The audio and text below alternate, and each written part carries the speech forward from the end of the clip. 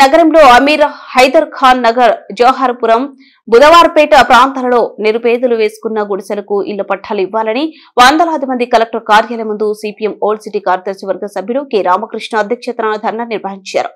ఈ కార్యక్రమాన్ని ఉద్దేశించి సిపిఎం పార్టీ రాష్ట్ర కమిటీ సభ్యురాలు పి నిర్మల, నగర కార్యదర్శి ఎం రాజశేఖర్, నగర కార్యదర్శి వర్గ సభ్యులు విజయ్, షరీఫ్, అబ్దుల్, దేశాయ్ మాట్లాడారు. కార్యక్రమంలో సిపిఎం పార్టీ నగర కమిటీ సభ్యులు మహమ్మద్ భాషా, పద్మావతి, అమీనా, వేణమ్మ, రాధా, లక్ష్మీదేవి, షానాజ్, ఇస్మాయిల్, సుధాకర్, మద్దిలేటి సామీలు, నాగరాజు, రంగస్వామి తదితరులు పాల్గొన్నారు. అయితే వాళ్లకు ఇల్లు కట్టుకోవడానికి ఇచ్చేస్తామని వాళ్ళు పట్టాలు తీసుకున్నారు. హౌసింగ్ బోర్డు వాళ్ళు ఇంతవరకు ఇల్లు లేవు, ఒరిజినల్ పట్టాలు లేవు.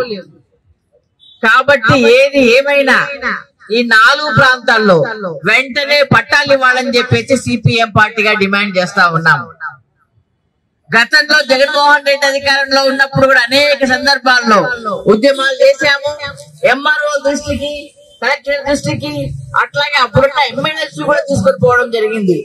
అయినా కూడా వాళ్ళలో ఏ మాత్రం స్పందన లేదు.